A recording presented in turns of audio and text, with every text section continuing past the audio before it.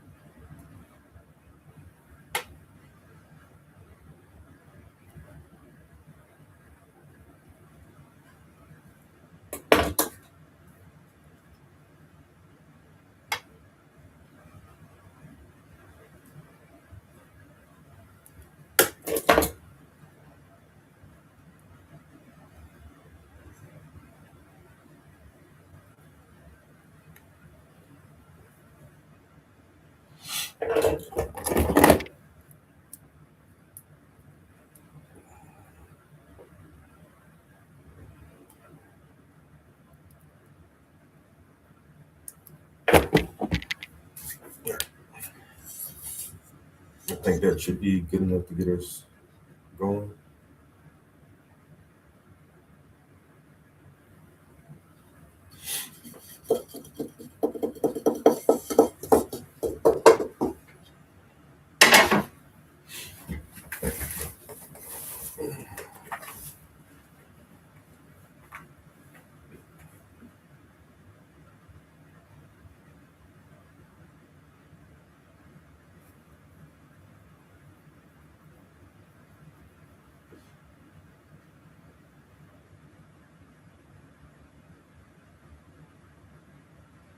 Being able to build anything just by thinking about it. Meet Base 44, a complete AI creation platform made for anyone with an idea and a drive to bring it to life.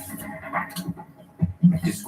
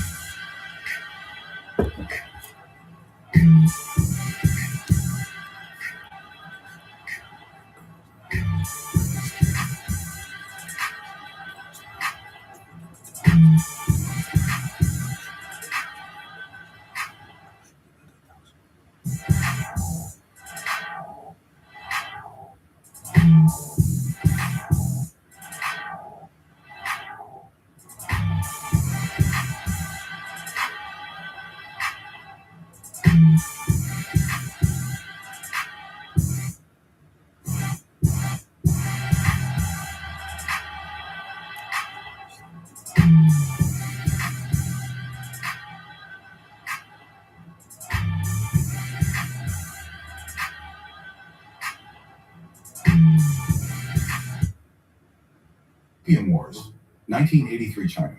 Millions of people addicted to opium. The economy collapsed.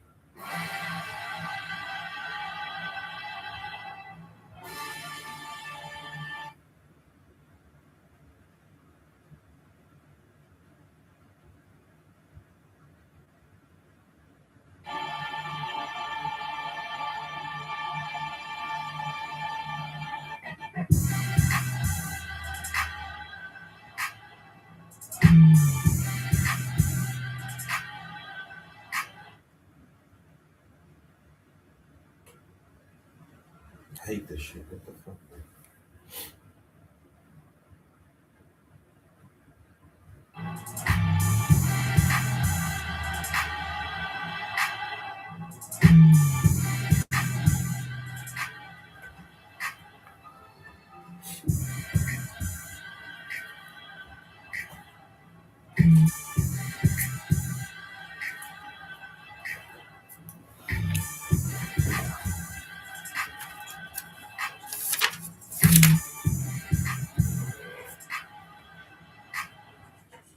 All right, we about to get started here.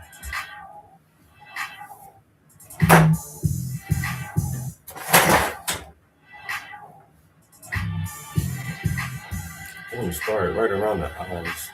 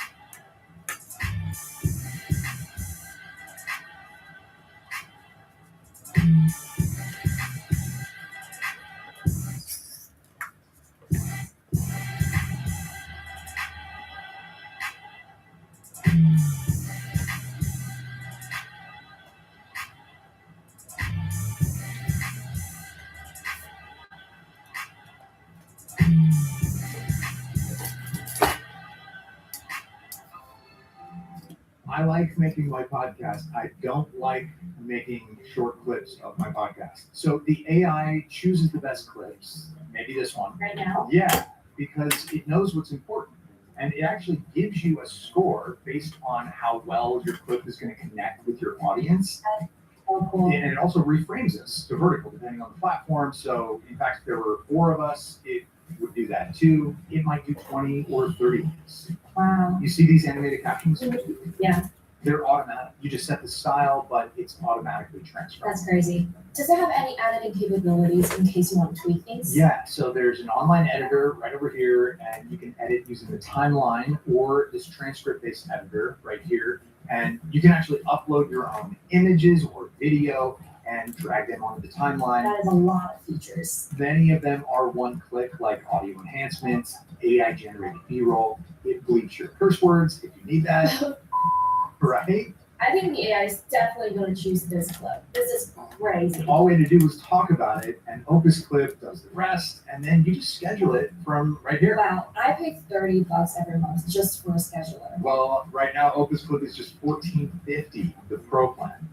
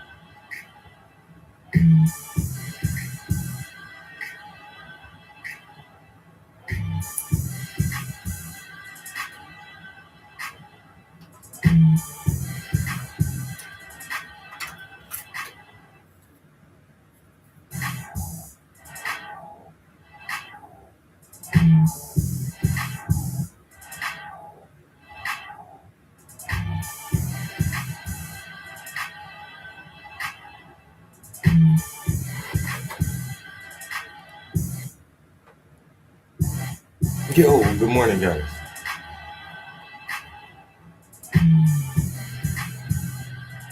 How we doing? How we doing? How we doing?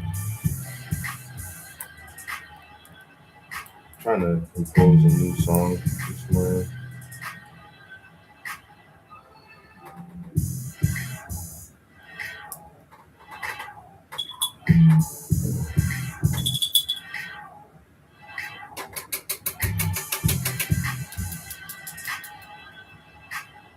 Yeah, this hopefully this is the final pass, bro. I feel like we should be good after this, though. I ain't even gonna lie. I feel like we should be good after this one.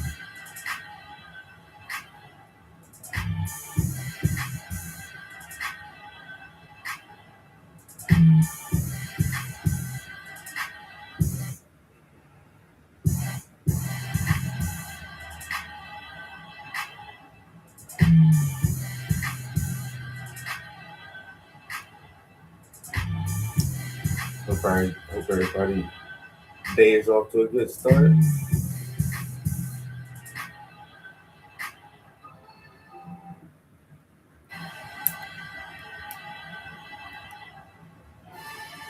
So the name of this beat is Braveheart.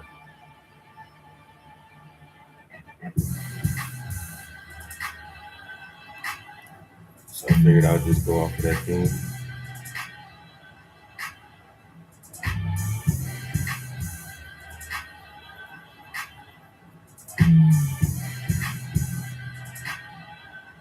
He said, whatever that fucking alarm is waking me up.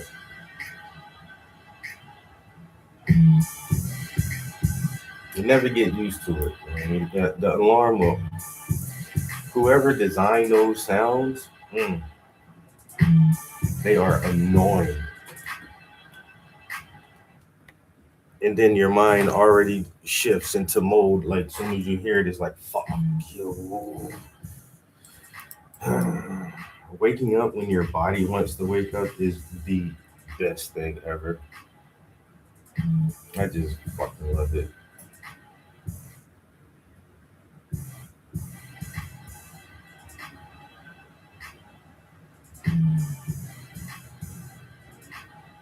An alarm.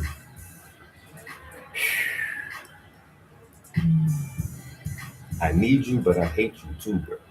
I need that alarm, but I hate that motherfucker. God damn.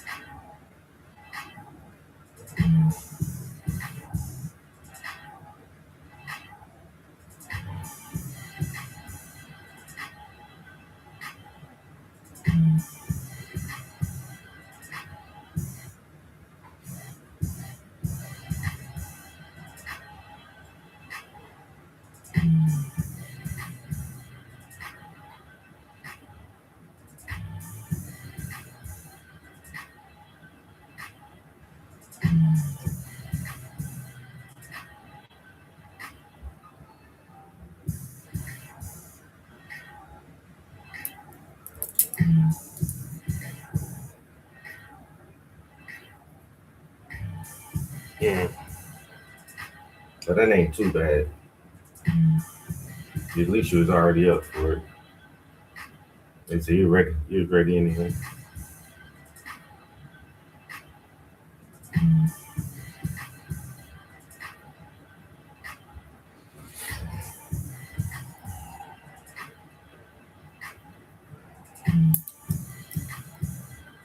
Can we ban alarms?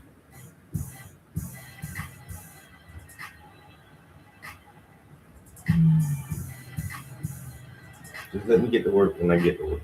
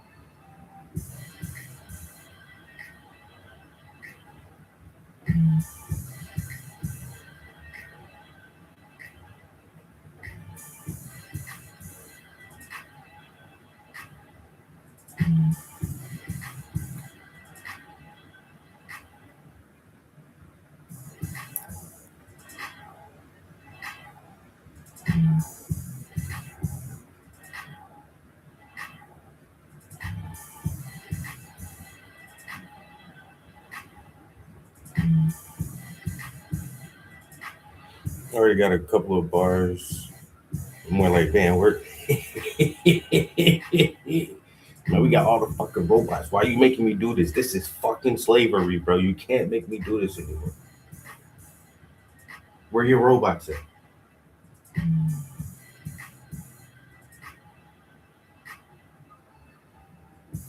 You know that one company still has humans working there? Humans.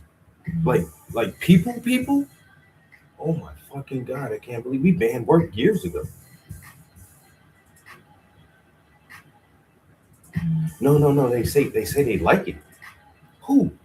The people. Whoa, the people say they like work. Yes. They say this is how we did it in the olden times. Yeah, but you sweat and get tired. Yeah, and they like it. I can't believe that anybody would like fucking work. That's why they call it work and not play. Like, what the hell?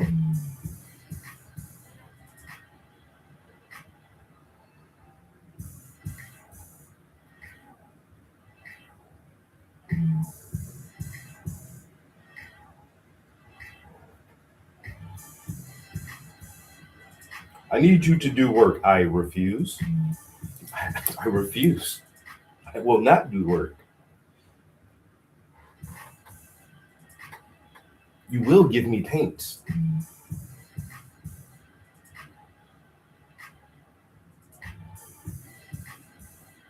They ask Eartha Kitt, like, what's your dream job?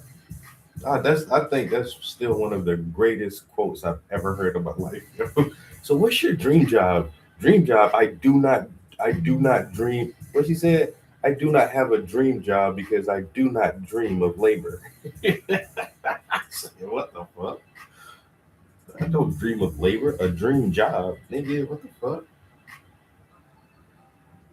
You know what? Nothing comes to mind. I do not have a dream job. I do not dream of labor. In my dreams, I'm always on a fucking beach. sipping something delicious and eating something sweet. Man, fuck that shit. Talking about work or a job. You know, fucking sailing the oceans and hiking the forest. You know what I'm saying? Walking the beaches. I'm not at work. My dream job. My dream job is to exist, nigga. I just want to be able to exist in all of nature's beautiful glory. You know what I'm saying? What you do today? I sunbathe. You did what? Yeah, I just laid outside in the sun. You know you need vitamin D, right? You can't be inside them office buildings under fluorescent lights for 12, 16 hours a fucking day. So today, I'm just outside. That's how them Jews be doing it, man. The Jews just be like, what you do for a living? I study the Bible. I be like, what, nigga? That's what you do for a living? That's crazy. I'm trying to get like that, man. What you do for a living? I just study life. I just exist. You know, I exist within the circumference of my own consciousness. I dwell within the walls of my imagination.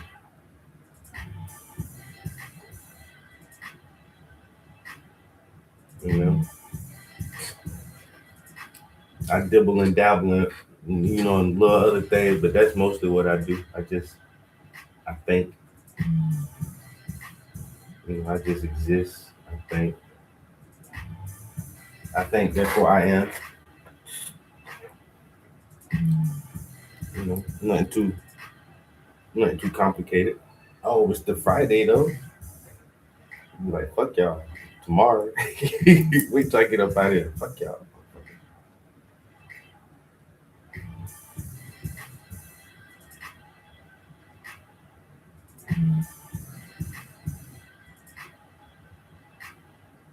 What do you do? I'm a philosopher.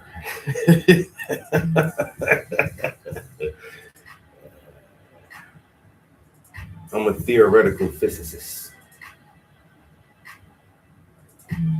What does that mean? I sit around and I think about stuff. Theoretically.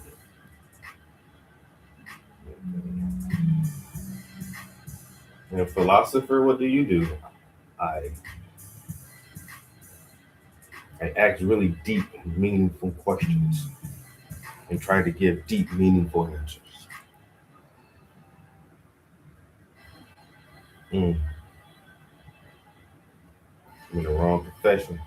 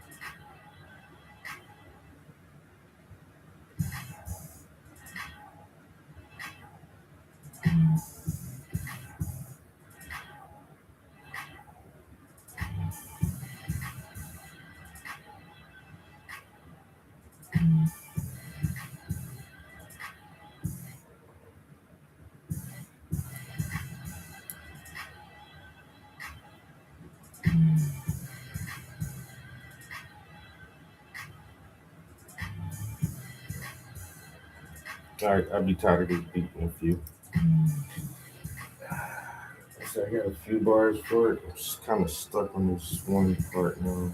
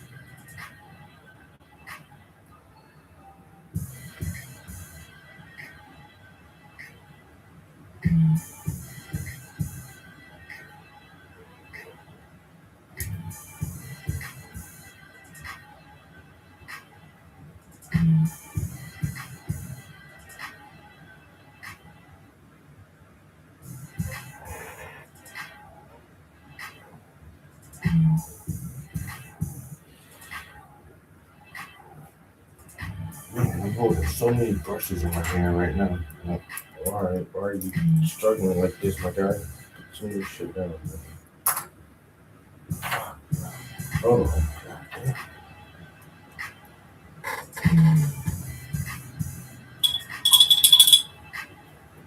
I worked in that black paint yesterday. I really need to swap this thinner out already. This is so damn dark.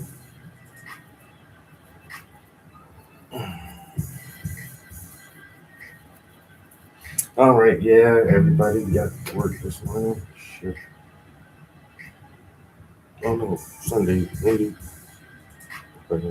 Tuesday.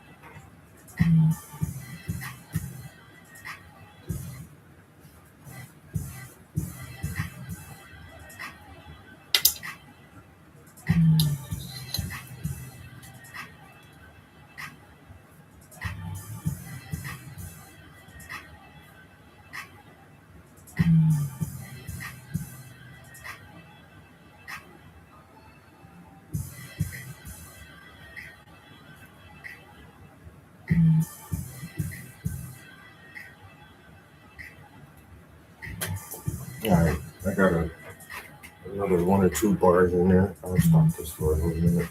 Let's do that.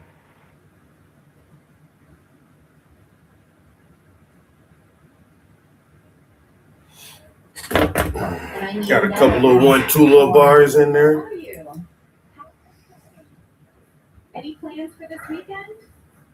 I'm not 20 anymore. I'm 47. I do articulation training for 9 minutes a day. Now my thoughts come out. So I am writing something kind of about the war a little bit, I guess.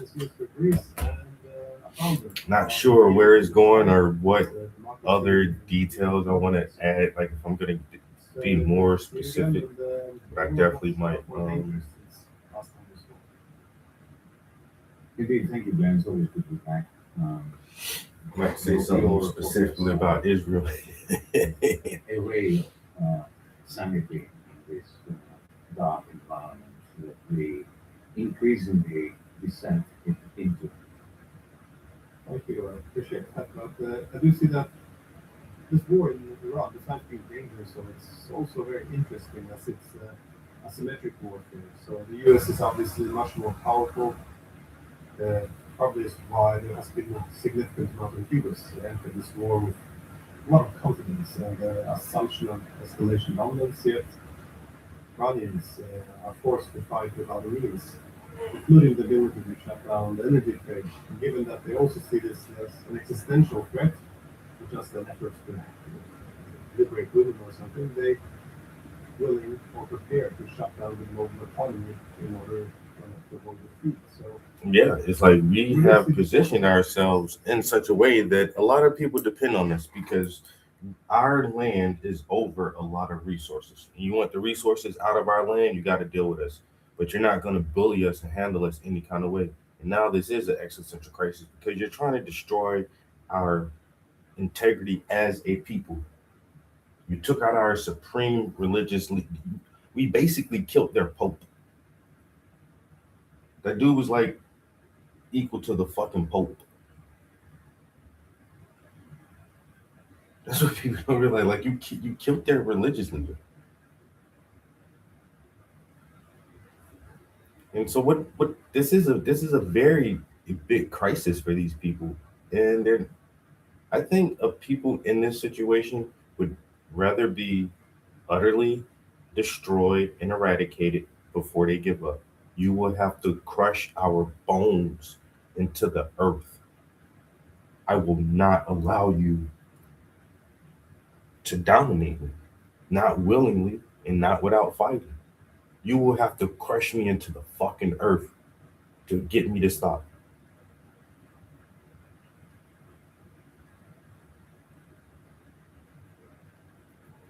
And yeah, like Western nations think they're religious, but this is where religion started. If you think these people don't have a deeper conviction than most of our soldiers who know that once again our technology is so advanced that we don't really have to be there. We still don't have boots on the ground yet, but we've created so much death and destruction. Like we can just keep hitting you from afar. And so, well, we might have to put boots on the ground. Don't do that. You're gonna kill all them, all them dudes, yo.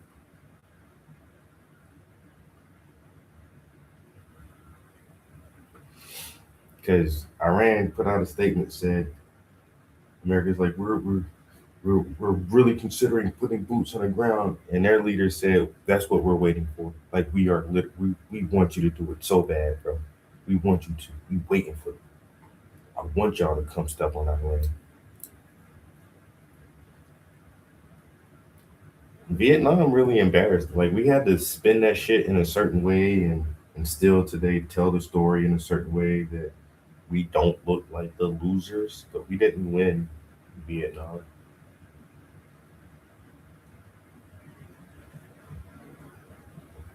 The Korean War.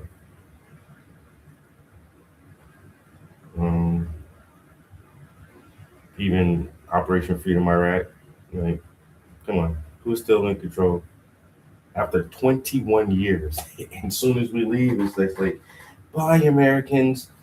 We're back in power. 21 years, $3.1 trillion.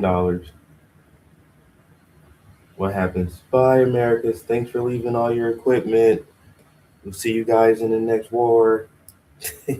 Like we don't be winning these shits, man.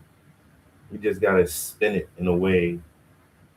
And now, like, we had one of the ex-Taliban leaders in DC. Like, we make our enemies, and we break our enemies, and then we make friends with the people who are our enemies, and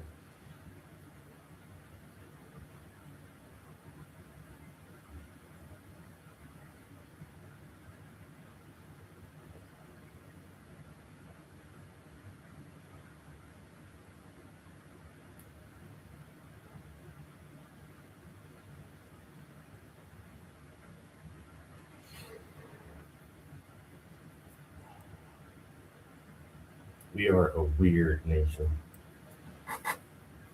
And so I'm trying to write some of that now in this song.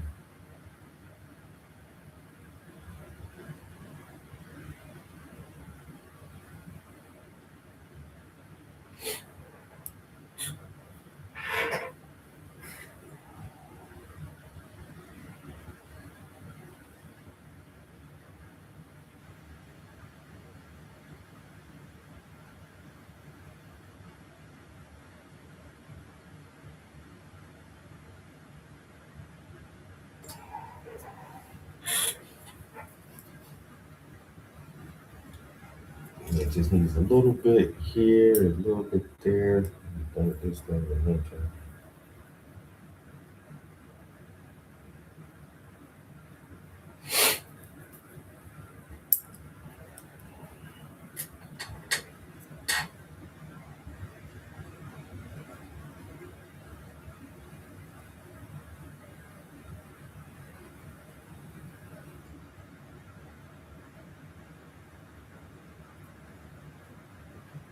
You know, and this war, I think America is addicted to war because our military defense contractors make a lot of money. We make some of the most advanced military equipment, stealth fighters and bombs and drones and tanks, and now the robotics and AI systems. Like, it's big business. Lockheed Martin and Jet Propulsion Labs and Boeing and Halliburton and everybody else. These are big money, bro. And if you're in Congress and you like, investing in the stocks and trying to grow your wealth, you're going to invest in some of the most profitable businesses and companies and corporations. And some of the most profitable companies are military defense contractors. And if there is no war, some of the biggest companies don't make profits each year. Lockheed Martin can't sell a fucking jet, and Boeing can't sell a fucking jet if there's not a war to sell the jets for.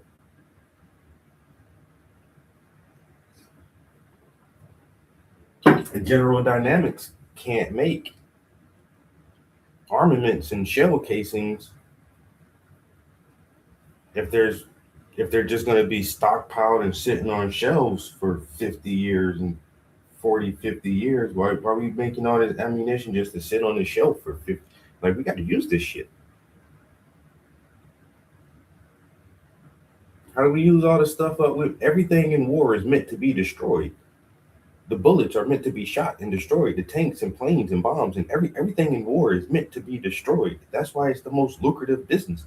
It costs millions of dollars to make this shit just for us to blow it up. And then we got to make more. We got to make more. I need another $1 million for this bomb. These bombs are $1.4 million a piece to make, man. We got to keep getting that tax dollar, man. But we can't let the bombs sit around either. We got to use them.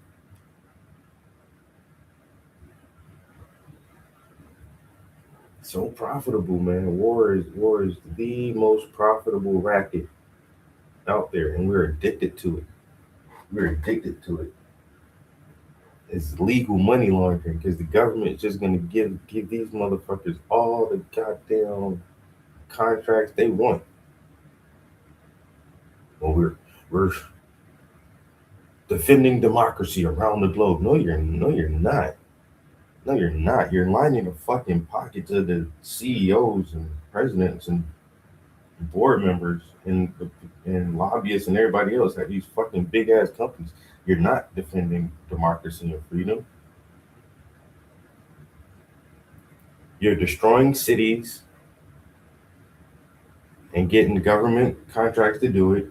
And then once the city is destroyed, you get a government contract to go in there and rebuild the infrastructure. Oh, you guys need more roads and sewer lines, and oh, we can come do that for you. Yeah, y'all motherfuckers just blew the shit up. This shit was fine until you come here dropping bombs. Well, you know how we have to protect American interest.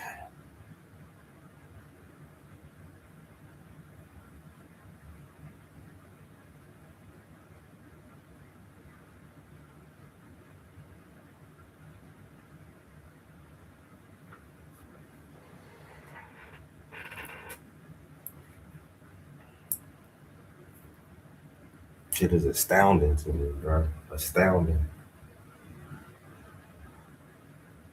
We still go to war. The motherfuckers still believe this shit.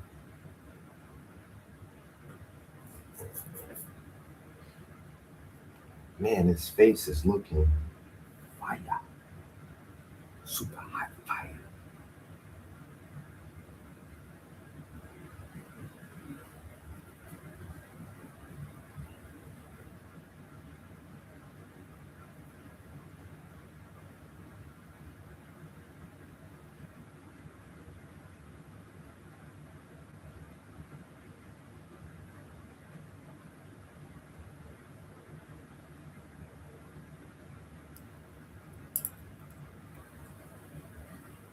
Warmongers. Do I have to use that? Warmongers?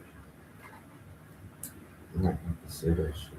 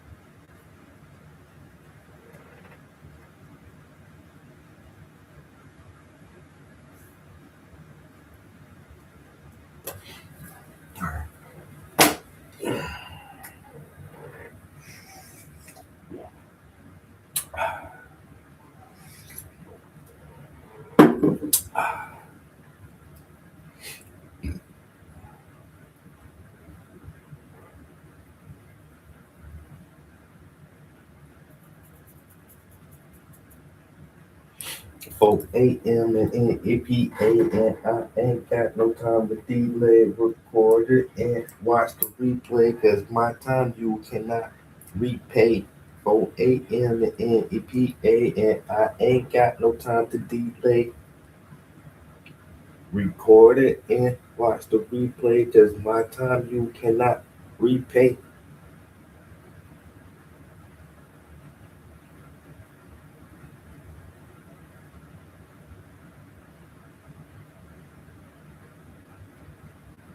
Five a.m. and it's time to head home. Take a shower, then I throw that shit on. Pack my lunch and check my pocket. 6 a.m. head to the office. Prepping for my STEM class, cause we working on some awesome projects.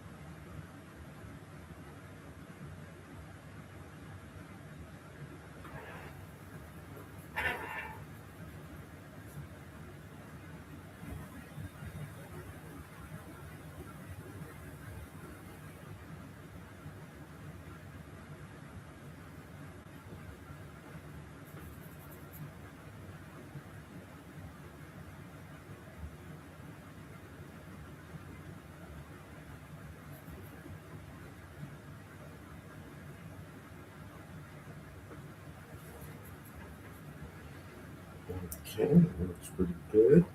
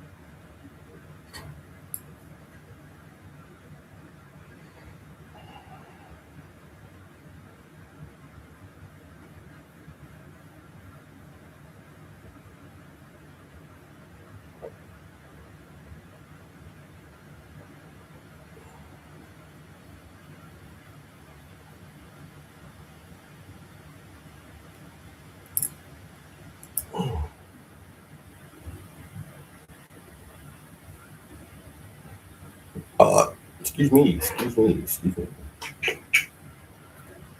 Okay.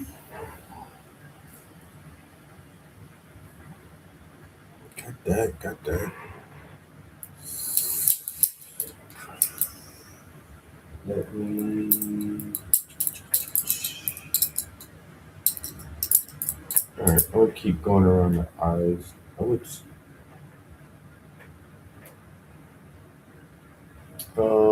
Yeah.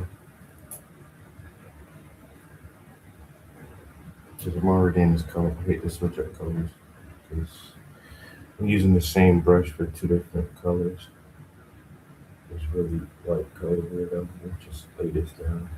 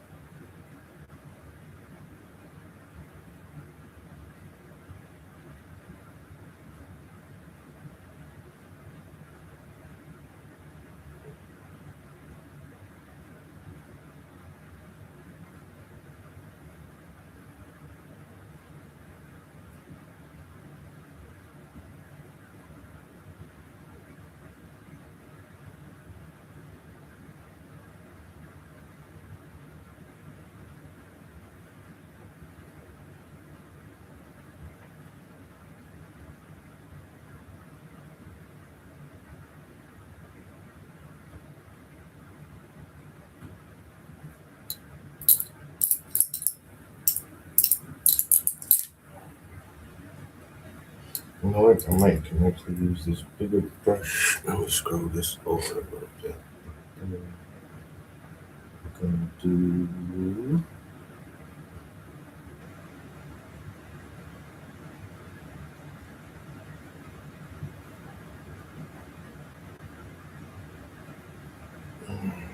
Look like that? I don't think so. I'll try it again. Might want to add a little medium to it. It's a little drop.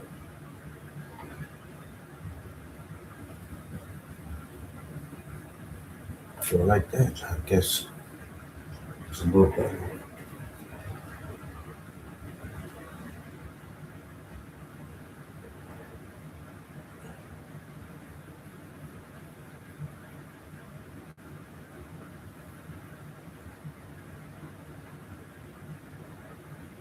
Okay, I'll switch over to that one.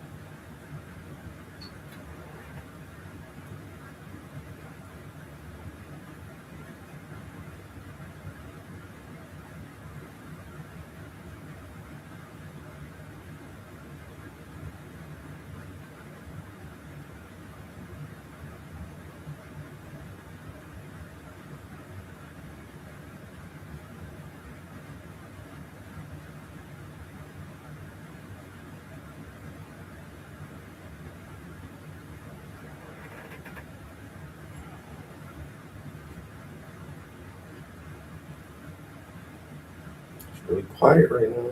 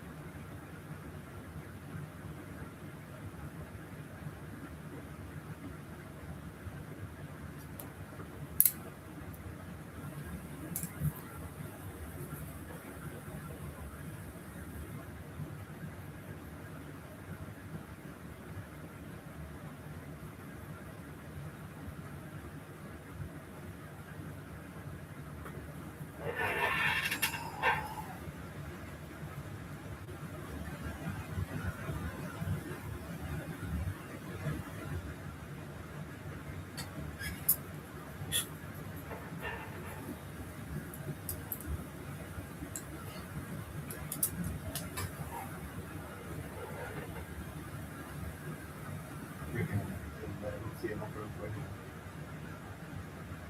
Remember, this is not new. The United States has engaged in a series of asymmetric conflicts where it entered with men's conflict. And Yeah, hour and a half. I'm about to take a bathroom break. many, many years later, with its wings split over Afghanistan. They invaded Afghanistan. It took them 20 years to beat it, but they were defeated. And they left, with the Taliban, whom they had initially intended to eradicate by the original invasion. They left the Taliban stronger than ever. Mm-hmm. Iraq, short and all. Bush walks in there, effectively takes Iraq in a day or two, declares victory on the Rekrskaya, if you recall, I'm sure you recall, and then the attrition until again the United States were defeated. I think the difference here is that the United States, I think, faced a lot more opposition than it did in Afghanistan, in Iraq, in Libya, in Syria, countries that were devastated with ill intent from the beginning. Then, the Iranian regime has been preparing for this, and it is quite interesting, is it not, that they still are capable of striking Tel Aviv, striking American military bases in the Gulf area, and within a week or so, we now see that the United States pain threshold seems to be much lower than that of the Iranian regime. It's the same that if you look at the economics of this war, that much like Ukraine, one sees that industrial might is important, that one can't rely on this international supply chains anymore. It's in the past we would just assume if Iran does free trade, we'll do a comparative advantage. So the lessons from both Ukraine and Iran is a great powers need technological sovereignty, some supply chain security, and of course the industrial might. Does this change our entire ideology now? Because in the past decades, everything had to be free trade. That is, if someone else can make your weapons, then you should outsource it. But how do you think this is going to change, especially the world? Because this lesson seems to be slowly learned. You make a good point that the difference with the Vietnam War was that everything that followed after the early 70s and the demise of Bretton Woods, the era of financialization and neoliberalism, which, as you did, an era during which the industrial foundations of the West were given away by Western elites, by Western ruling classes. And they were shipped out, and essentially they leveraged their financial sector. Now they are leveraging their big tech sector, and they thought that they could get away without having industry. And in the case of the United Kingdom, Margaret Thatcher, who actually led the neoliberal industry in order to eradicate the trade unions, essentially to defeat the working class in a very nasty class war.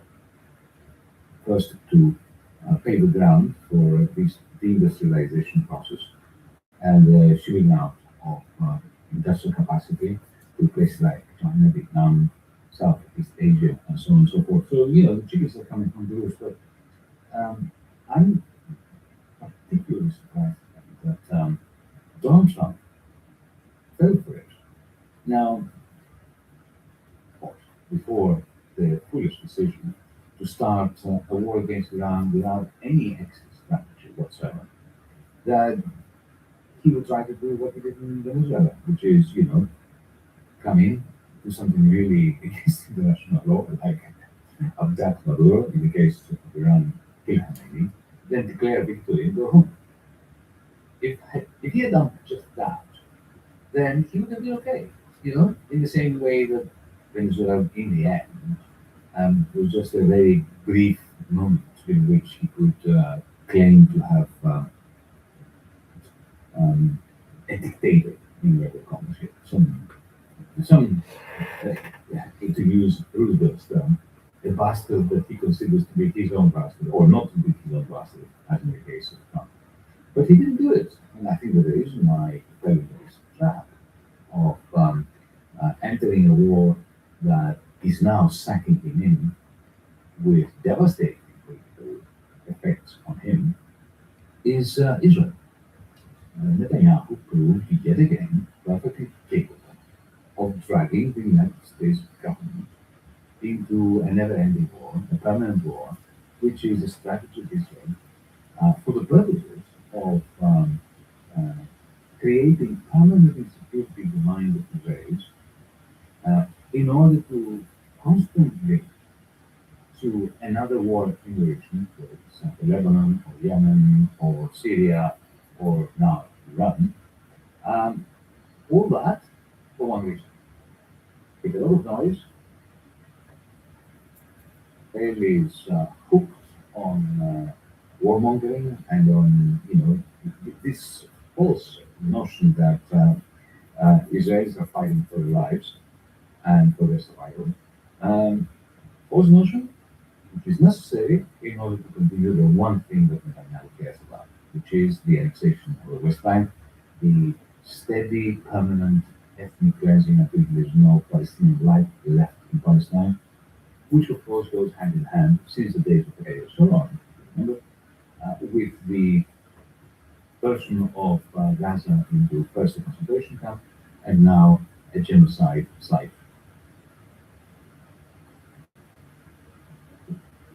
Well, you mentioned Iraq and Afghanistan, and Oh no! Oh no! Towards Oh no! Oh different no! Oh no! Oh things no! that the US Oh my God. had more, I guess, escalation dominance. It was able to control the, I guess, I the just war tracked to a black. greater I degree. fucking did And just track this This black. time, of course, not God answering these damn it, questions bro. of why go in, what can be achieved, how do we get out there.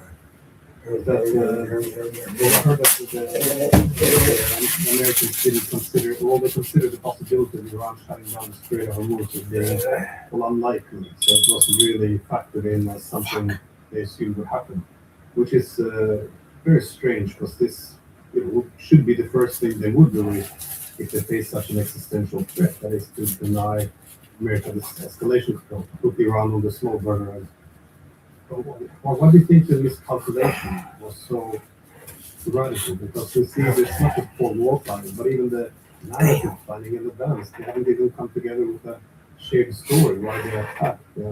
Once they try to come up with a shared story, they end up, making it Yeah, sound that's like definitely a good Israel, spot for chose the this bathroom person, break. and they can't say this. So you can call it I'll be right back, guys. liberating women, Isn't that wet? liberating Iran. And the next day, Trump is saying, our goal is so the Iranian nation won't be able to rebuild again. I mean, it doesn't seem to be any cohesive narrative either. How do you explain not just the miscalculation, but the poor planning? Is this just hubris, or because this is kind of spectacular? Be short and brief in my answer. Just because makes sense to me. I just didn't think that Trump, who, let's not forget, in his first term, resisted successfully Israel's to co-opt him in the war against Iran. It was immense pressure on Trump, as there was on Obama and other American presidents, coming from Tel Aviv, coming from Israel, to unleash the war against Iran. And Trump 1.0 resisted, and very successfully.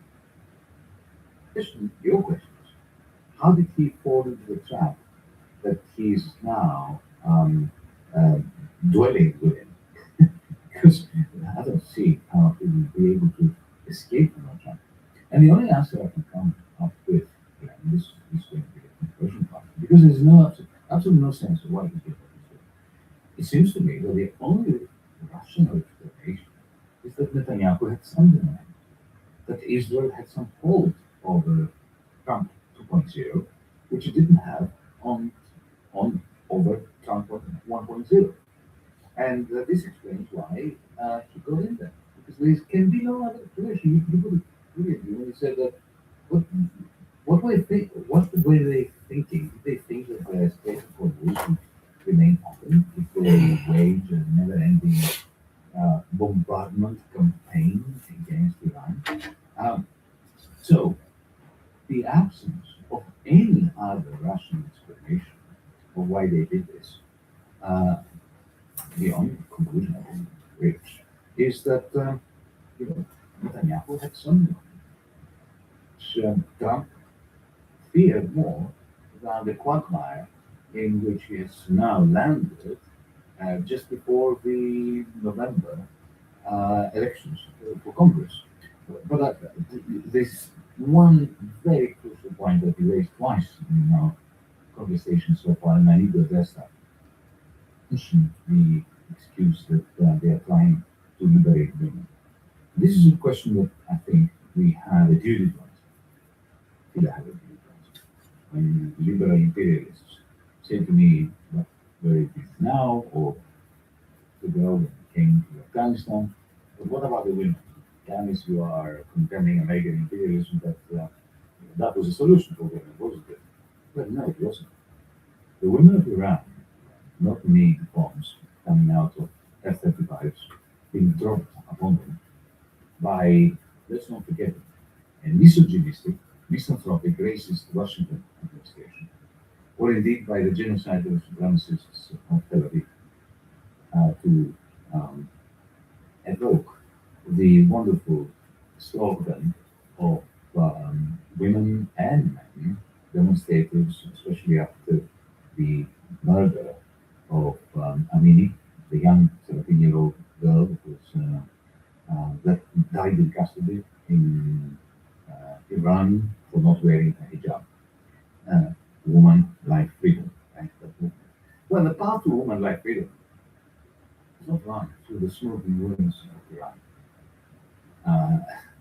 The idea, Chakraborty Spivak, the feminist political philosopher, put it beautifully when she said that white racist men will liberate brown women, forming them, their children, and their brown men, and that this is going to path to their liberation from brown men. That is absurd. Absolutely right. Their liberation, the liberation of women in Iran, as in Afghanistan, as in Iraq, before that, it runs through the defeat of the very powers. Spent 70 years ensuring that Iran can never know peace or democracy. Remember the 1953 coup d'etat that overthrew the democratically elected government of Mossadegh? That was the CIA. My point is that the people of Iran must first be liberated. The clasps of the hideous choice between the current regime and fate, which is worse than Iraq, Libya, and Syria combined, because this is what the Netanyahu wants for Iran. And he's the driving force in this. It's not Trump. Trump has been co-opted for reasons we will find out in 5, 10, 20 years. And Netanyahu's plan is to turn Iran into a failed state, like Libya, like Syria. It's not going to be the liberation of the women of Iran. We have to be very clear on this. This is a feminist point, I believe. Also, the CPAC president, he was making a point that those 160 young girls then dying might be better than having to wear burqas. But he did it. They don't wear burqas in Iran. He didn't seem to know that. And I was in Iran last year as well, in May, right before the Israeli began to bomb. And even there's across the streets, there's many women who choose not to wear the hijab either. So it's I think the impression one almost gets is that it's like the Shia version of the Taliban, but it's With Udemy, there's a world of possibility at your fingertips. With one click, you're in the leading online marketplace for learning and skills. Want to become an AI expert? This is learning from real-world experts around the globe. Want to awaken your artistic side? This is learning your way. Want to switch professions? Help your team reskill? This is Udemy, the power of possibilities. You to me sounds like Udemy. Udemy, which means help in Spanish. That's pretty clever. Whenever you focus and performance, this is the game that I trust.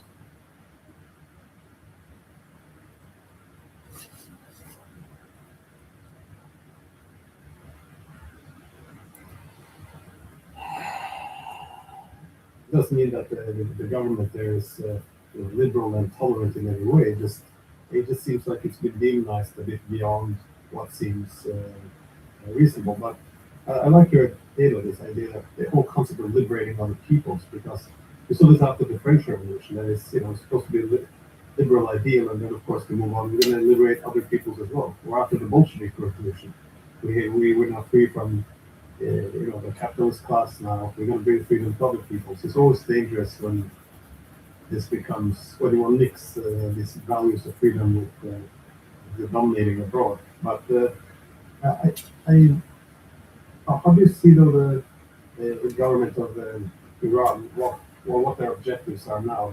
Well, first, I think many people in the US miss that the theocracy they have in Iran today, that's also linked to this 53 ruling. That is, after the Americans installed the brutal Shah and his Savak, which is essentially the Iranian SS at the time, place you can have some open speech or in the mosques. So it kind of made sense that political merged with religion. But again, a lot of this seems to be something of their own creation. But the way Iran is today, how do you assess their objectives, their goals? What do they want to achieve in this war? I know they didn't choose the war, but now that they're in this, if you're advising them or someone else is advising them, what advice do you think they're getting? But before I answer your question, which is a very important question, let me say that in the end, the United States government will change much sooner. Do you remember after My Lai in Vietnam, that American general who came out and justified the massacre of the Vietnamese civilians by saying that, oh well, we had to destroy their village to save them from communism? They must, the same argument that we had to kill those young girls in their school, bomb them to smithereens, turn them into a human of flesh and bones and blood, in order to save women. you know, this there is a continuity in the misanthropy of the United States imperialism. Now, coming to your question about the Iranian regime itself and whether it's been demonized or not, of course it's been demonized. And I'm saying this as an opponent of the opposition. I'm saying this as as a libertarian Marxist, I call myself, and a feminist. But compare and contrast Saudi Arabia with Iran. Now, in which country do you think more oppressive? I would say it's Saudi Arabia. Nobody's thinking of bombing Saudi Arabia in the Smithereens. Indeed, Mr. Trump, his sons, are doing business in Saudi Arabia, and they are considered to be, they are very faithful allies. So let's dispense with all this nonsense. Regarding the regime, look, here I'm going to speak to you as a leftist, because the left in the West needs to be reminded of what this regime is like. In 1979, when the people of Iran rose up against, as we put it, the fascist dictatorship of the Shah, his Gestapo, that the CIA had helped him build up Savannah. An intelligence and suppression agency that became synonymous with torture in Iran. So first you have the 1953 overthrow of democracy by the CIA and British intelligence services. They imposed this ruthless fascist dictatorship. So, that's when they lost all moral rights to be talking about, democracy in Iran. And that created the spontaneous revolution of 1979, which was not just Islam. They were progressives, they were socialists, they were communists. It all recognized the importance of the figure of Ayatollah Khomeini. And this important thing. The United States dies under President Carter at that time, who was supposed to be the most liberal and the nicest of the presidents of the post-war era. When they realized that the Iranian Revolution was going to succeed in conquering the Shah, CIA, the Pentagon, the State Department, immediately decide that the most within that movement. And if you're a solo creator who's still manually editing all of your short form clips, you need to check out this new AI that can do that for you. This right here is Opus Clip. It's where I take my long form video content and turn it into short viral clips in just a few minutes. The AI editor does literally everything for me. It picks the best moment. lo and behold, the Islamists took over that revolution. First thing they did was to murder. They took the whole Central Committee of the Communist Party of today, a party that had participated in the revolution by 1979 and who they had supported Khomeini, and murdered them. Moreover, from the day, from the beginning, while being less plutocratic than the Gulf states, than Saudi Arabia, and despite having more of a social conscience than those Sunni regimes in the Gulf. Nevertheless, very soon after 1979, maybe, the Iranian regime adopted, remember, this is the time when neoliberalism is beginning to establish itself in the West, with Thatcher, with Reagan, and so on. They start adopting neoliberal policies, especially in the 1990s. There was a wave of privatizations of subsidy removals, of effective austerity that was being imposed by the Islamic Republic regime upon the majority of the Iranians. And, you know, if you go to 2017, 2018, the first rebellions, and then again 2022, when Masham Amini was murdered and police custody, as I mentioned before, and there was this uprising again. The undercurrent of the uprising was a response, a social rebellion against the neoliberal policies of the regime. And, you know, anybody who has been watching the film coverage of Iranian politics for the last 20 years, 30 years, will have noticed that in the West we talk about the reformists and the conservatives. Now, these are indeed two factions within the Islamic Republic, the regime, and they have differences. But their differences are not that not actually guarding, you know, right wing or left wing.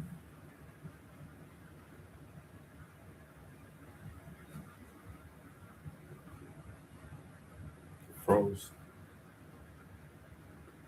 The difference is that the so-called reformists are keener to integrate the private enterprises that they are controlling, the result of the privatization drive.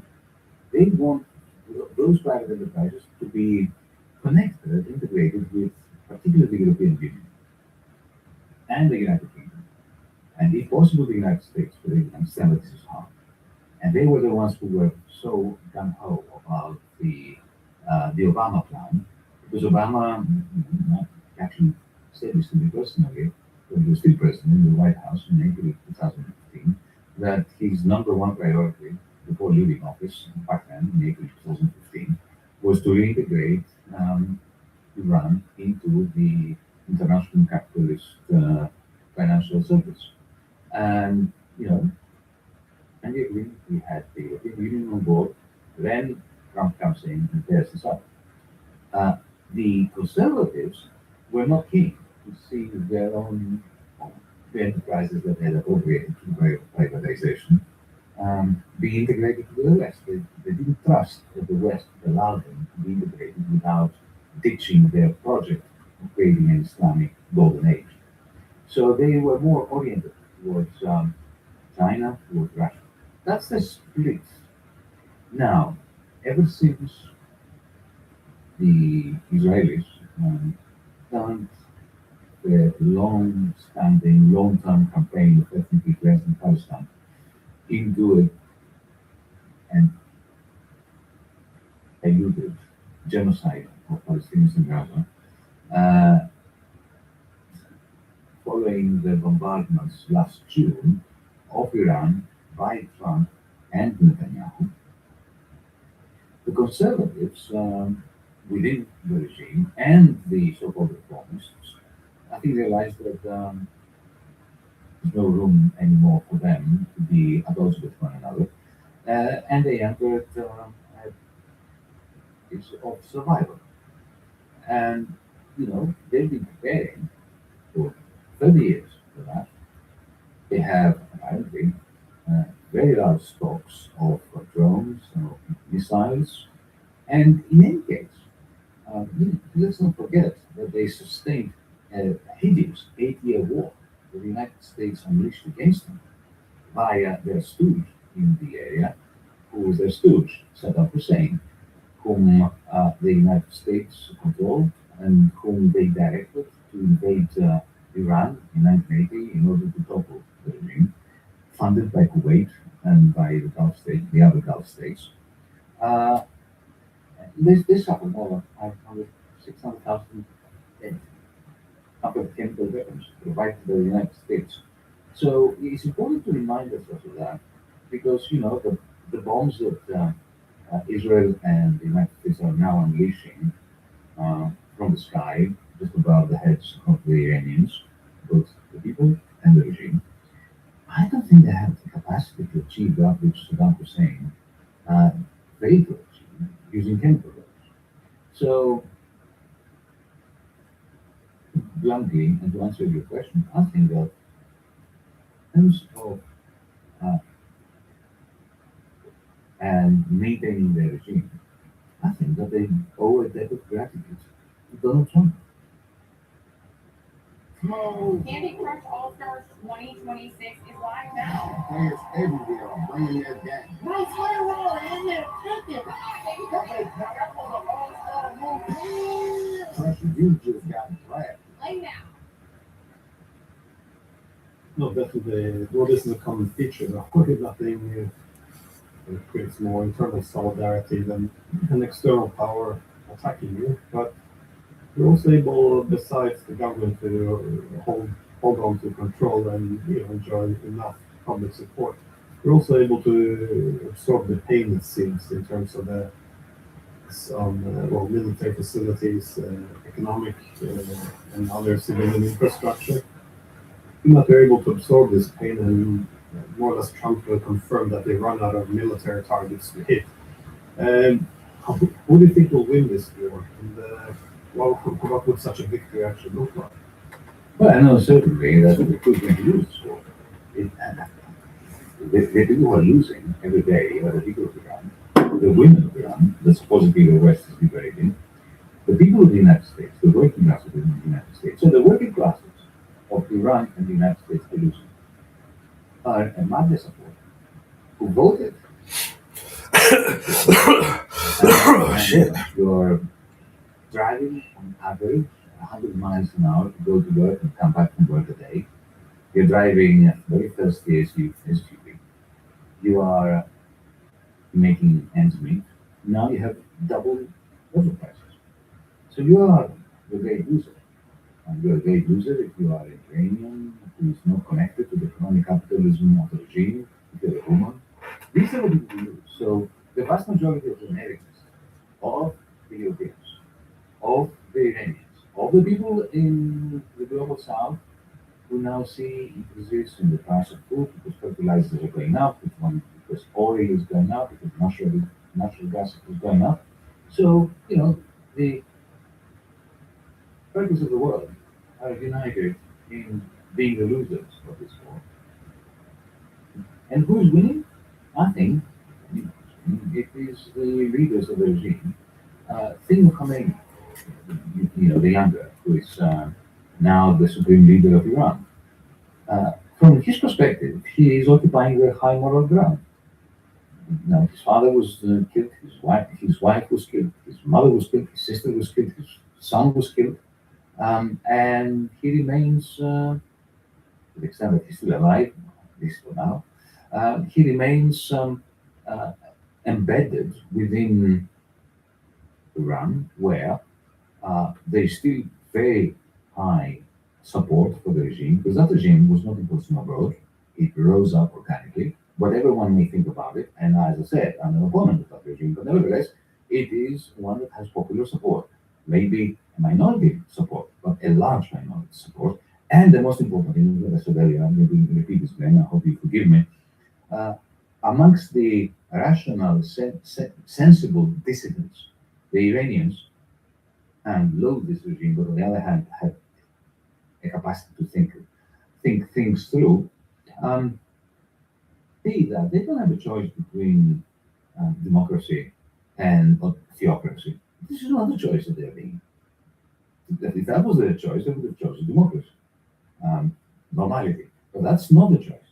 The choice that the Trump-Netanyahu war is forcing upon them is between the current regime and failed states, Libya.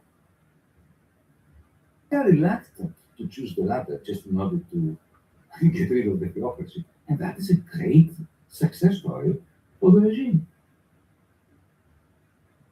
I found it, Trump actually tweeted out that oil prices going up is good. America's an energy exporter. We're getting rich, but as you said, it's important then to look at the classes, I guess, because I assume the oligarchy will some money from this, but the average person is not going to see anything. They will have, of course, higher prices at the pump. So no, this does. this doesn't make any. It's a bit strange because he ran not just on being anti-war, but he also ran on populism. That is, arguing that the elites were too detached from the public. It seems like his tweets makes him the worst populist ever. He doesn't seem to appreciate how this affects the man on the street. Instead, only how the large corporations will do. How do you see though the warfare has been changed? Because when I watched the Ukraine war in the past few years, one couldn't help but to see that the West were able to put up a nice firing position in Ukraine. That is, that they could essentially shoot at Russia, and Russia wouldn't be able to hit them back. They could attack and destroy Ukraine, but for the West, we kind of have immunity. You can strike Russia, but now we see Russia sharing intelligence with Iran, or allegedly, but also it seems very, very likely. And China also has great surveillance in the region. I assume they would also be sharing with Iran. We see that Iran holding the Gulf states responsible for using their territory. There's some talk about they should have compensation after this war. So the rules of war appears to be becoming more complex. Do you see this as being a stable format, or is this ready to the potential at least to begin to expand into a larger power war? This year, we opened 2 new restaurants while running, how many? 5 others. 5 other restaurants. So we turned to Upwork. We found freelance pros to help with branding, digital menus, even AI tools to.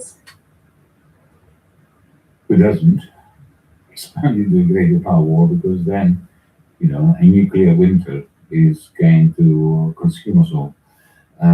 Look, I'm not in the business of prediction, but what I can say is that the major change in relation to the past and to past wars is drone technology. The way in which drones have changed the political economy of war and the balance.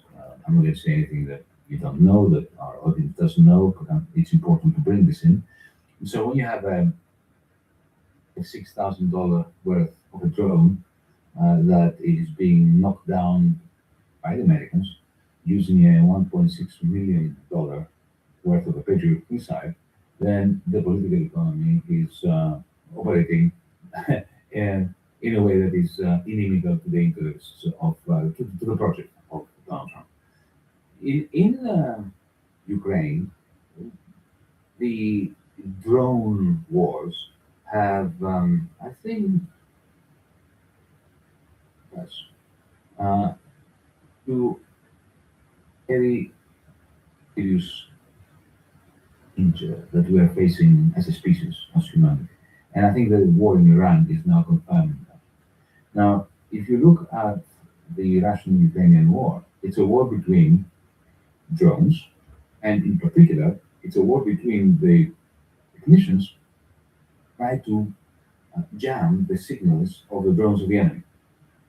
That means that we are moving very quickly to a situation where the winners will be the ones that manage to create autonomous drones based on AI, so that there is no need to have a human directing the drone wirelessly. That is important, because once we rely on machines that we send out into the ether, and then they operate autonomously.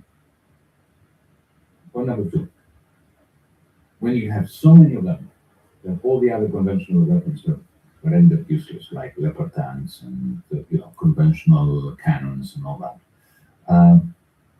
And you have essentially a swarm of AI-driven machines that kill each other and kill people. And there's no human in the action where decisions are made of a second as to who is going to be shot and who's going to be killed. Then suddenly, we are in a techno-feudal kind of war game, or battlefield or killing field, where the United States president, the general of the American army, or indeed of the other side as well, have the capacity to make a decision.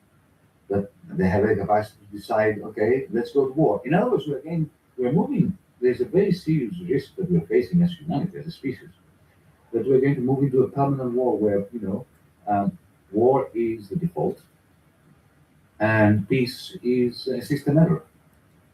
And, we're not there yet. But, with the war in the Ukraine, the manner in which Palantir and Anthropic and Amazon and Google and so on trained their programs in Gaza in order to sell software, militaries around the world, but also for civilian use. Palantir developed a program for managing the difficult moments in British hospitals.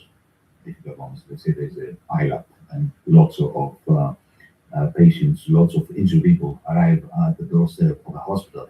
How do you manage the nurses and the doctors in order to minimize panic?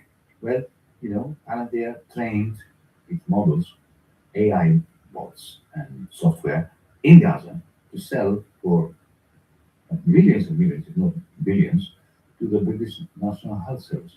So if you bring all this together, then I think we need to re-examine everything concerning war and peace.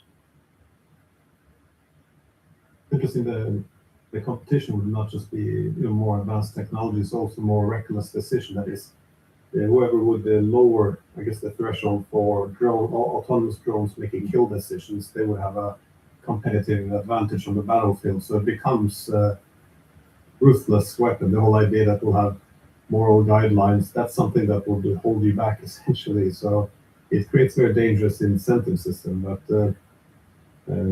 also, with technologies, you often see this leapfrog. That is, the NATO countries had this very military advantage for many years now. But with the introduction of drones, suddenly, of course, after the Ukraine war, the Russians will have the most battle-hardened, well-trained army in terms of knowing how to use this on battlefield, while the Chinese would have, I guess, from a technological standpoint, very advanced weaponry. Also, given that they have the proper supply chain dominance, they're actually getting the rare earth minerals, the antimony, all these things which they need to build all these weapons. It looks as if the shift in power, it's not just economic, it's also military technology. The Russia and China will different than it did only 10 years ago. That's correct. That's correct. Yeah. If we're going down the path it looks like we're going, that is that the US, the Iran is able to absorb all the pain. Yes, there will be dealt a lot of death and destruction, but they're able to absorb it and essentially begin to weaken America's bases in the region, continue to shut down Strait of Hormuz, destroy their economy. You think, where does the US and Israel go from here? Because these are both two deeply militarized states. They base their security, Israel on regional dominance, the US on global dominance. None of them can just pack their bags and go home and say, well, we give some superficial claim of victory unless they actually have a victory and the Strait of Hormuz is open, for example. So where do they go from here in terms of? I think the important thing to note is that Israel and the United States, even though they're completely united in this war, a series of war crimes that they are implementing, that they are doing, they are very different when it comes to what their administrations are interested in maintaining. Netanyahu wants permanent war. Netanyahu wants to continue to expand the killing fields around Israel. He doesn't mind a few ballistic missiles falling into Tel Aviv in order to keep the Israelis insecure. This is what his game is. Maximum Israeli security to justify his permanent war, so that it creates a lot of noise, in the cover of which he can continue with the settlers that are part of his coalition, with the IDF, with the other agencies, to throw Palestinians' homes, to burn down their olive trees, which is happening as we speak, until the West Bank is totally annexed against the prohibition that even the United States under Trump has issued the notion of annexing the West Bank. So, ideally, would like to continue this bombardment of Iran and the engagement with Iran, the murders, ad infinitum. But that's not the administration. The Trump administration would like to end it as soon as possible. The problem it has is that, just like Lyndon Johnson in the 1960s, or Richard Nixon after that, he needs to declare victory. Now, of course, Donald Trump takes, unlike other American presidents, to do that which Roman emperors used to do when they sent legions to what is today Germany, and they got their backsides kicked by the Goths. And some of those Roman emperors just said, okay, fine, we can defeat those Germans, these Goths. So what we're going to do is we're going to declare victory and have a triumph in Rome and have a party. And eat and drink and enjoy ourselves. He could do that, but he's got the midterm elections. This is not a popular war in the United States, unlike other wars by the United States, illegitimate wars by the United States, illegal wars by the United States, which were popular in the United States. This is not a popular war. So he needs to be able to say, look, what I achieved.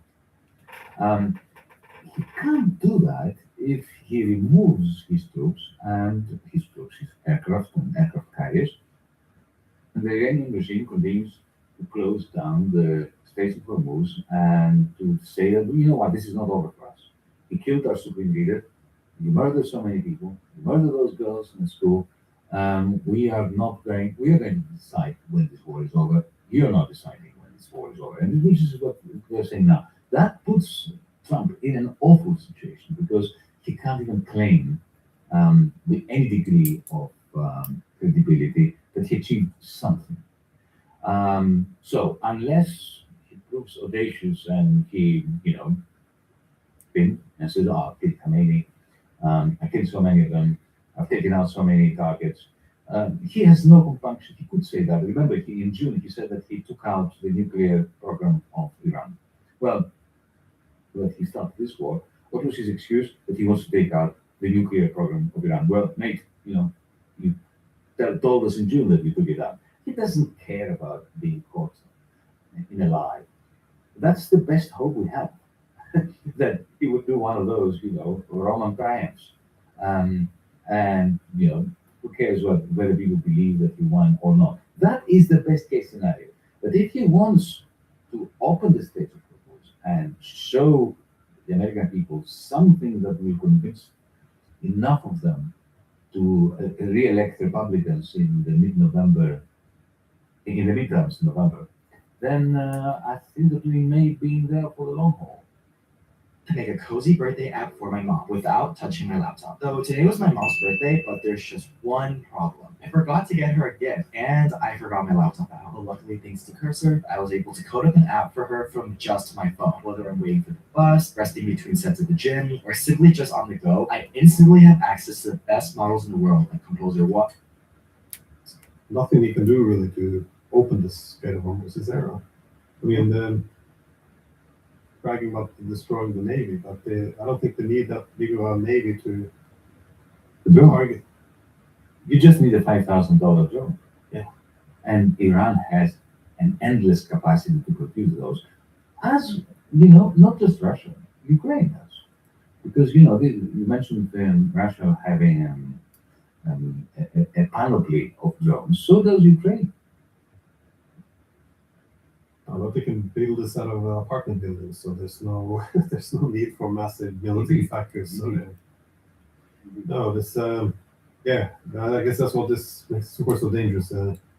Everyone's locked in a position they can't withdraw from, and the stakes are only raised. But, Can I, on a personal note? Yes, please. Ben, I'm tired. I'm speaking personally. you know, again, I find myself caught in the conundrum of opposing an illegal war unleashed by the United States, a country whose regime I vehemently oppose. And let me just remind our viewers, because maybe some of them, or many of them, will have a similar feeling or experience. In 1999, having previously campaigned against Milosevic in Yugoslavia, I was forced to denounce America's bombing of Yugoslavia. Three, after 2 decades of campaigning against Saddam Hussein, I was even arrested once in London for opposing Saddam Hussein when Saddam Hussein was the blue-eyed boy of the West, remember? I demonstrated after that against the American coalition's invasion of Iraq. In 2011, I was indignant with Gaddafi's regime in Libya, and I opposed the American-led bombings of Libya that turned that country into a quagmire. Last year, I always called Bashar al-Assad a ruthless dictator. I gotta And be yet, careful I was next to that lamenting braid the because American-Israeli that's still really what I machinations just that turned painted Syria yesterday. I didn't think over about that to this now morning. Qaeda That operative. I don't want to track this black everywhere. After 'cause having it's still celebrated super the Women black. Right Freedom Rebellion, I find myself in a situation where I have no alternative than to, condemn the American-Israeli plan to devastate Iran. And there are many people who accuse me both of being a stooge of the Iranian regime and, a stooge of the United States. And they accuse saying, "Oh, be neutral, yes? This what is this? Both sidism? We are taking both sides." No. What I'm saying, and I felt the need to to finish off with this statement, is that my duty as a Westerner leftist is very simple. When the gang ruling our neighborhood, which is what we have, our leadership now operates like a gang, both in the United States and in Europe. So when the gang ruling our neighborhood launches an utterly unprovoked attack away gang that I also don't approve of, innocent bystanders, I refuse to stay neutral. And at the same time, I refuse to pick sides. What I do is I try to call out both. But I recognize a special overriding duty we have in the West to stop our gang. Because then it is our taxes funding their bombs, it is our silence that grants them consent, it is our governments that are doing the killing in our name. We need to stop our governments from dropping bombs over Iran. And that's our number one priority at the moment. I agree. Well, it doesn't have to be a contradiction. One can, take a position on human rights and responsible government without diminishing sovereignty. That is, I think overall be critical of governments, not using human rights as an instrument for great power politics. I think that's where often many people make the mistake. So that's why I just often find it fascinating that for 20 years they were able to tell people that we occupied Afghanistan for 20 years so little girls could go to school, or invaded Iraq because of weapons of mass destruction or democracy, or destruction Libya and Syria because the US and NATO really cared about human rights, or in Iran that we just want to help girls or democracy, or it's Ukraine for that sense sake as well. The idea that it's about democracy or freedom or sovereignty. Great powers don't fight goals for altruism. They have a power interest, and you dress it up. So I think it's often easy to take advantage of higher values, if you will. Doesn't mean that people shouldn't have some higher values, but no, it's a shame as well, because democracy has now become almost and human rights become an ugly word almost. That is, when you hear governments speak of human rights, you can hear the bombs being loaded onto the plane already, which is not what it was supposed to be. Human rights was supposed to restrain what they do in wars, not enable wars. But this is the path we come down. Indeed. Can you imagine if back then when some of us were participating in the anti-apartheid movement in South Africa, And that was solidarity, that was international solidarity. Free Nelson Mandela. Let's work towards having sanctions against that regime in South Africa. Let's not allow the rugby team to participate in international games and all that. I was part of that. Now, if somebody had said, let's bomb the population of South Africa, let's say, what? Are you confusing solidarity with imperialism? This would have been observed like that. So, I'm saddened sometimes by progressives and imperialists who say, oh, if you're not with the Khomeini regime, that means you are with the United States bombers. No, not in the slightest. Have to pick side. Whenever people ask you to say, are you with A or B, then they ask you to stop thinking, because you shouldn't have to own the position of either side. So that's right. We're with international law. How about that? I like that. That's one thing we should have discussed, which is dying very quickly. But perhaps next time. So next time. Thank you very much for taking the time. Thank you, Glenn.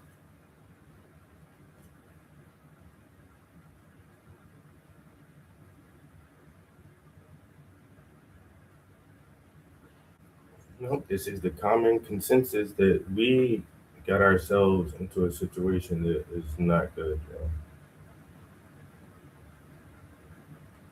And it's clearly because Israel wants to save time creating content and generate a high quality clone of your voice with 11 Labs. I never thought about it like that. If they can maintain a forever war and keep the citizens of Israel feeling like, oh, we're always under attack, it just creates a sense of solidarity for their nation, that everything they're doing is in God's will. And it's no, you're always under attack because you're always attacking somebody.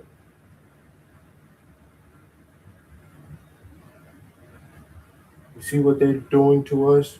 Because we're Jewish. It's not because you're Jewish. It's because you're a terrorist state.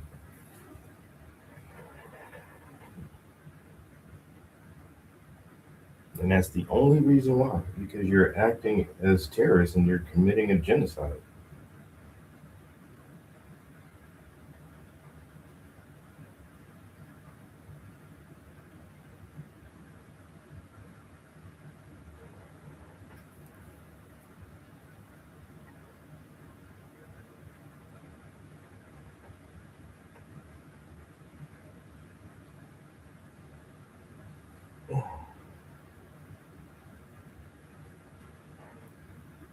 Well, 2.5 hours. I'll probably do 3 hours and then take a little break.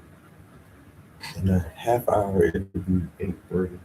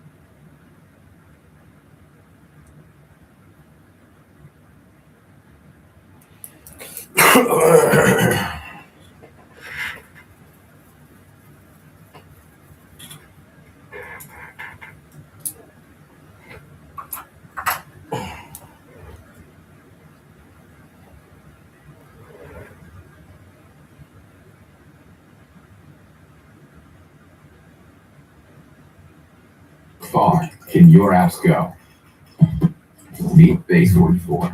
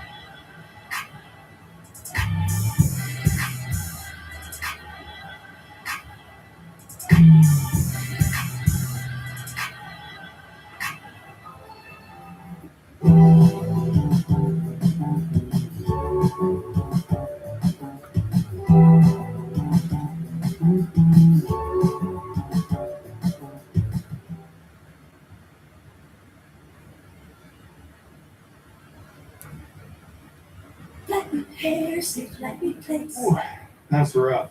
At least with Safe Light, you can get that fixed any way you want. Any way you want. I can schedule a chip fix while I do my hair clipped. Yeah. It can fix my glass while we fish for bass. If you want. It can recalibrate my safety features while I sit at home in my comfy pants. That one doesn't rhyme, but sure. Get it fixed any way you want at SafeLight.com. SafeLight Repair, SafeLight Replace.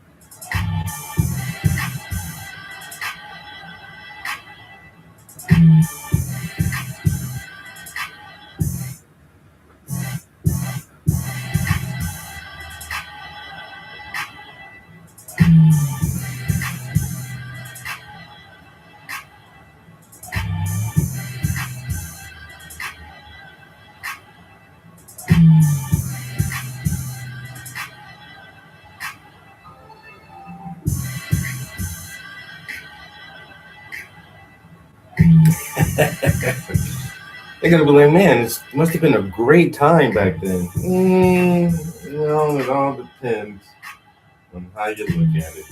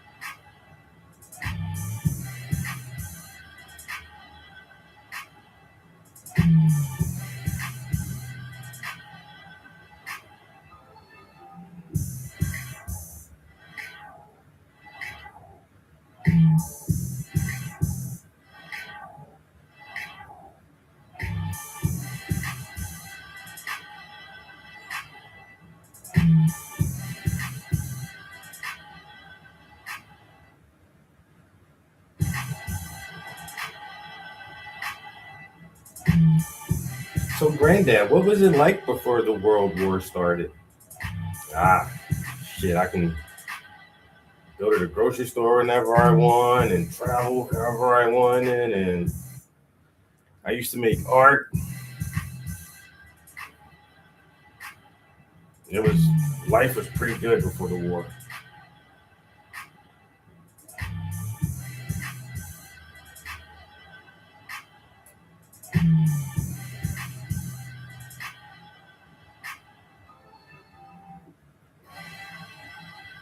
Life was pretty good before the war.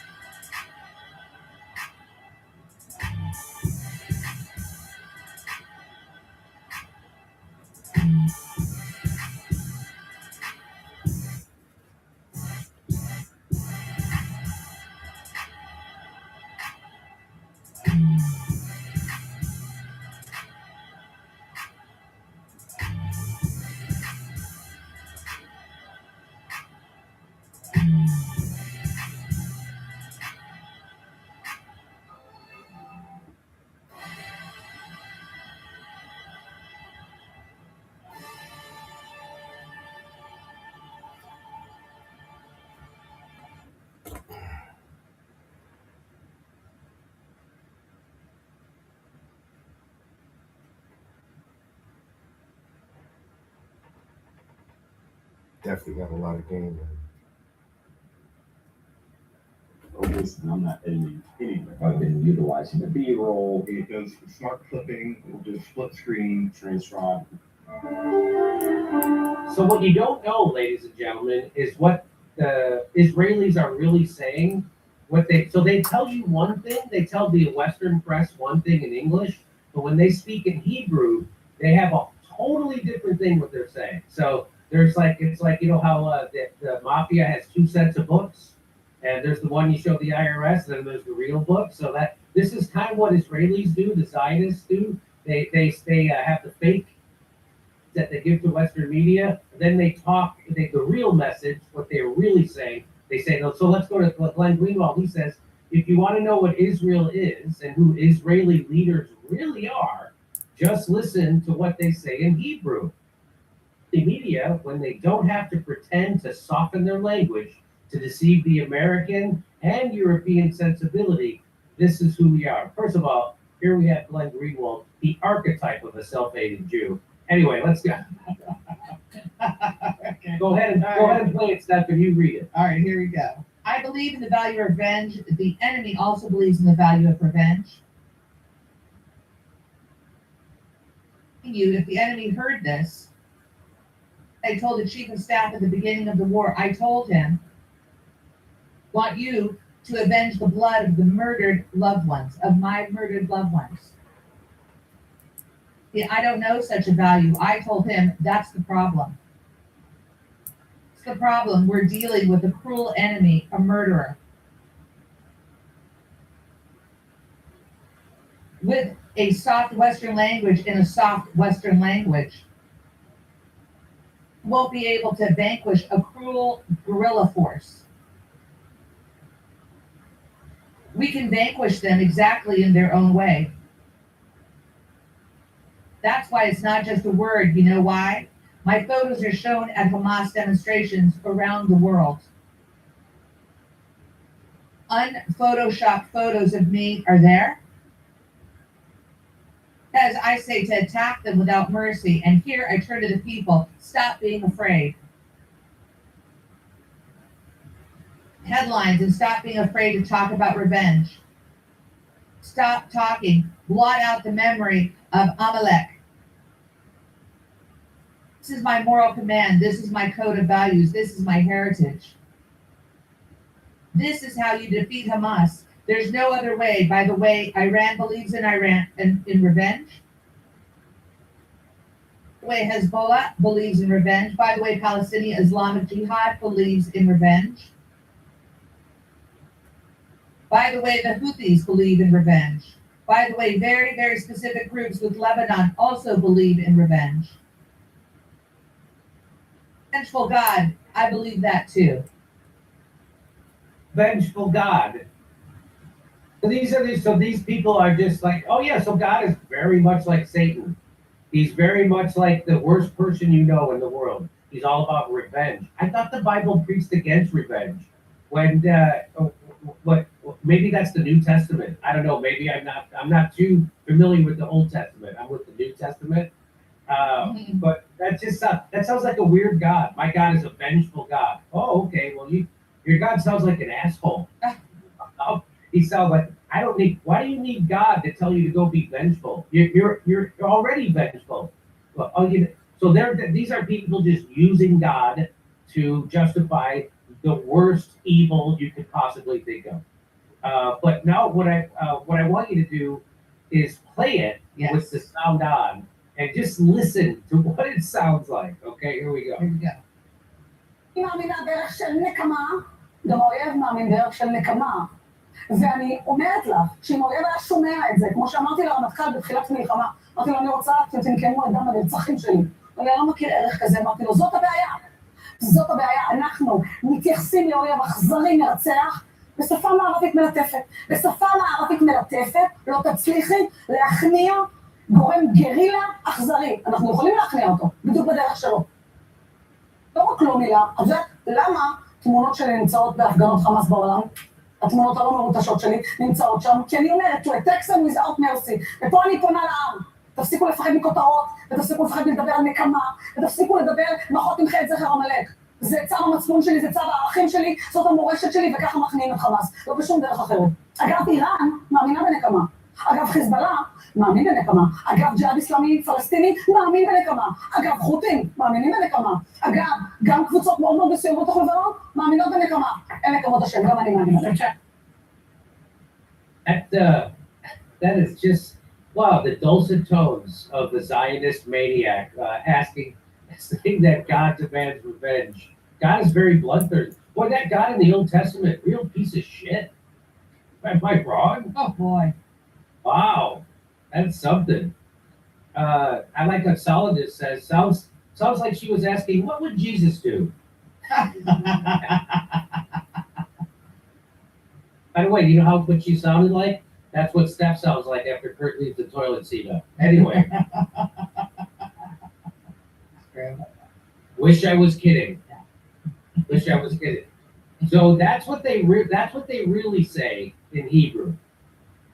You're not listening. You know, when they're speaking in English, they're like, the Palestinian people are not our enemies. We are now being like, well, we care about journalists, we care about medical workers. But when there it is. That's what they. And if you go to the next slide, Sam Husseini says, yes, but Imperial Israel wants far worse than revenge. That's a cover. So what he's saying is that even that woman is still hiding their real agenda, because their real agenda is the Greater Israel Project and the complete ethnic cleansing and genocide of the Palestinians. So they're just using, so just like, Benjamin Netanyahu is using October 7th and the hostages as a pretext to go in and do what they've always been planning to do, which is wipe out the the Palestinians, take over Gaza, the West Bank, not Syria. By the way, they're still occupying Syria. They're occupying Israel. That's part of the Greater Israel Project. So I think that's what Saddam Hussein is referring to, the Imperial Israel. Imperial, meaning that they're going to occupy other people's lands and steal it from them while committing genocide and slaughter. So the thing about, we're just doing this for revenge on October 7th. No, this has been your plan all along. You're just using revenge as a cover. So if you go to the next slide, Algorithms change, platforms die, and email list is forever. But running a daily newsletter, that's a full-time job. So I use Beehive. It handles everything. Design, sending, analytics, growth tools, all of it. And Beehive was built by people who actually scale massive newsletters themselves. So everything works just the way a creator needs it to. Now, instead of wrestling with emails, I can spend my time chasing the answer to dumb questions, like how sharks stay the same for 400 million. And if you ever wanted to start your own newsletter, Beehive makes it stupidly easy. Seriously, if it frees me up to spend hours on Shark. So this is another perfect example of this. So in English, Israel calls, remember when they just bombed the hospital? We covered it yesterday. Israel bombed a hospital in South Gaza. I think probably the last hospital around in Gaza. They bombed all the other ones to flatten them. So they bombed the hospital, and then when the emergency workers came to help the people who were bombed, they bombed the emergency workers. That's called the double tap. It's one of the worst things you could do.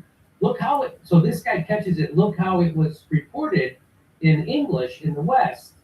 And so if you go to the next slide, it said IDF admits mistaken attack on hospitals, killing journalists. Oh, it was a mistake. Well, look how they reported in the Jewish newspapers. Our forces operated at Nasser Hospital, which became a terrorist headquarters. In the past 24 hours, the level of fighting in the Gaza Strip has increased, and a targeted attack was carried out on the Nasser Hospital complex in Khan Yunis. So they admit it. So in their own newspapers, they admit that they were targeting. Yes. Next slide. Go to the next slide. They admitted that they were targeting the hospital, but when they speak to the West in English, they're like, "Oh, whoops, sorry, we didn't mean it. We're not at war with the hospital workers or journalists." Of course they are. They target it, especially journalists. They target journalists on purpose. Segment I'm going to show you that they admit it. They admit it in Hebrew on their own live television shows. So we're going to show you that. But there you are. That was a nice job of Glenn tweeting that out and making me aware of it. And yeah, so you see the difference, right? So Zionism requires, to be a Zionist requires nonstop lying. You told people what you actually thought and what your actual mission was, what your goals were, the world would not be on your, well, the world's not on your side, but it would be even harder for you to do your horrible evil, put it that way. And the great antidote to evil is comedy, and I'll see you this weekend doing my comedy in Edmonton, Calgary, Vancouver, then I'll be in Chicago, then I'll be in Fort Wayne, Indiana, we'll be in Louisville, we'll be in Appleton, Wisconsin, we'll also be in Hermosa Beach, we'll be in Sacramento, San Francisco. Go to jimmydore.com for a link for tickets. Come see me on tour in Edmonton, Calgary, Vancouver, Appleton, Wisconsin, Rosemont, Illinois, Chicago, Louisville, Fort Wayne, Indiana, Hermosa Beach, Sacramento, San Francisco. Go to jimmydore.com for a link for tickets.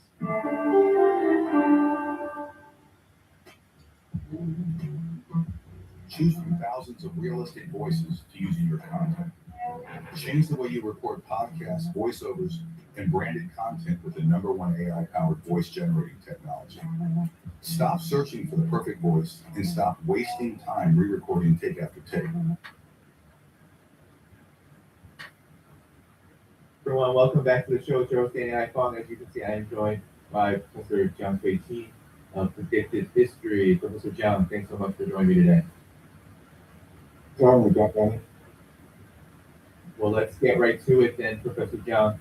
So I wanted to ask you just right out the gate. In prior shows and in prior programs, you have said that the U.S. empire will lose the war with Iran even before the war began. Well, now we are over 13 days in this, and I want to ask you if you believe we are witnessing your predictions in real time, and what have you made of Trump's words today that Iran is actually on the verge of surrender, despite the fact that you see, and I can pull up some of those images, we see Iranian officials, the Iranian president, the Iranian foreign minister, they're all out in the streets on Quds Day without a security detail.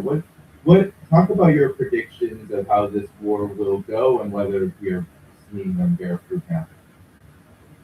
So what's interesting about this war is that the Americans and Iranians have different strategy, and therefore they live in different political realities. So for the Americans and the Israelis, they believe that what they can do is depopulate the regime, the government, by killing the Ayatollah Khamenei, put pressure the military by bombarding the air defenses, the military infrastructure, and then exerting pressure on the civil population by embargoing the economy, and then by betting themselves and promoting certain dissident groups, whether it be religious, political, or ethnic groups in Iran. They hope that their co-revolution eventually overthrow the government. Okay, basically what they're trying to do is provoke a civil war in Iran. So that's the American strategy.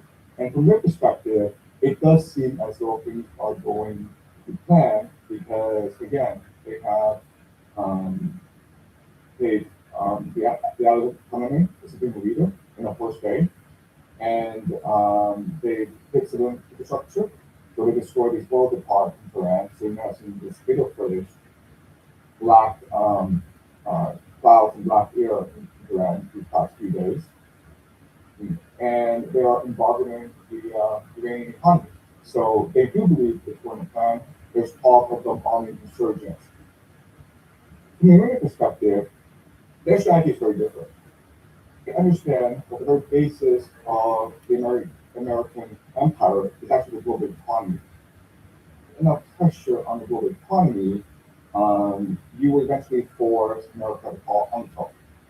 So we're seeing the first few days are sustained attacks on American military installations. Well, the GCC, the American Fifth Fleet is based in Iran. You are seeing sustained attacks on Israel. And in the first few days, actually, the main purpose of the event was to degrade the air defense. Hey, yeah, I was just about to wrap it up. So we're at right at the 3-hour mark. The Iranians have achieved this objective, meaning that most of the interceptor inventory is gone, meaning these Patriot missile defenses are no longer relevant in this fight. Also, what's much more relevant is that it seems that much of the radar system is now depleted, meaning that basically with $10,000 Shahab drones, Iran can cause tremendous damage to the GCC and Israel. We're seeing that in Dubai, where airports, where banks, where data centers are being attacked. One major advantage that Iran has that the Americans don't have is that the Iranians are able to calibrate their attacks. What I mean by that is the Americans just go and do shock and awe to try to blow as many things as possible. The Iranians, they actually try to figure out what pressure points are in the GCC. So what they're trying to do is they're trying to split off the GCC from the American empire. They're trying to cause instability within these different kingdoms, whether it be Bahrain or UAE or Saudi Arabia. They're basically trying to provoke a civil uprising against these Gulf monarchies and to basically splinter the alliance because by controlling certain moves, you can say to the GCC that you play ball, we'll let your ships through. Now, it's very appealing to the GCC because the reality is that they depend on a certain moves, not just for oil exports, they also depend on the certain moves for food imports as well. So we have to remember that if Iran wants to destroy these GCC, it could do so. Trump has threatened the cement infrastructure of Iran, basically destroy the desalination plants and the electric grid. Iran's response was that if we do so, then we will destroy the I think that's a pretty decent stopping point. The oil refineries, all of them as well, basically causing their economy to collapse. Remember, this is required uses desalination plants for 60% of its fresh water supply. It doesn't have organic fresh water supply. So Iran has far more advantages than the United States in this war. So for these reasons, I actually think that from a military perspective, Iran has more advantages. Perspective, it's night and day in that this war is extremely unpopular in the United States. About 3/4 of Americans do not support a strike against Iran. Now that the war started, more and more Americans confused as to the strategic purpose of this war. And Trump himself has failed to articulate a clear strategy. And it seems as though the rationale behind this war changes every day. So maybe in the beginning it was about protest, and then it became nuclear weapons. And now it's because Israel was going to attack first, and so Iran was going to retaliate for the United States and Israel, and therefore the United States had to preempt, Israel's preemptive strike. So from a political perspective, right now in America, it's very much a divided nation. Whereas in Iran, it's the opposite, where the death of the Ayatollah, and also on the first day, remember, an American Tomahawk missile struck a girls' school in the south of Iran. Like killed 170 schoolgirls, which are primary school girls, and most of them actually the children of Islamic Revolutionary Guard members. And so what that has done is galvanized the nation to resist and to defend their sovereignty. Because if you're Iranian, you've seen what the Americans have done across the border in Iraq. You've seen what they've done in Libya and Syria. This is a war of destruction. The Americans are hoping to break Iran into ethnic enclaves, what we call balkanization, and divide and rule Iran, and basically destroy Persian civilization. And many Iranians will not tolerate this. So for the Iranians, this looks like to get to a war of choice. From a global perspective, Iran has the advantage. And last, of course, is economics. The Iranian economy is very dependent on the GCC. In fact, you can argue that the GCC is essentially the linchpin of American empire because what they do is put oil in petrodollars, and then they circulate these petrodollars back into the American stock market. And of course, the Gulf companies do that as American provides military protection. But, the first day when this war began, what we know is that these bases, these American military bases, were abandoned. And in fact, the soldiers changed into civilian clothes and went to hide in hotels. That's why Iran was striking these hotels. And so these Gulf monarchies now are forced to reconsider their vassalage to the American empire. So what we're seeing, I think, is very much the collapse of the American empire. Putting one restaurant in a year is hard enough, but two, Borderline insane. through platforms like Upwork, we found some freelance creatives who absolutely nailed our logo. They also help with our menus. What's really nice is that you only pay for what you need. There's no overhead. There's no long-term commitment. That kind of flexibility is what small business owners need. Trying to build a small business, don't let a small team or small budget stop you. Don't wait. Post a job today at Upwork.com.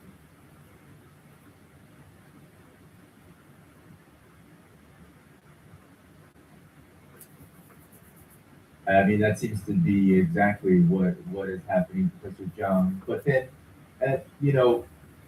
what do you believe is behind the Trump administration and the United States empire then going all in and continuing and saying they're going to continue on with this war till further notice? It seems like this is a trap of their own making, but we know that there are there's lots of interest in war. We know the U.S. empire is built on war. And the war is supposed to make certain people rich. War is supposed to ensure that an empire expands. So we can go on and on and on.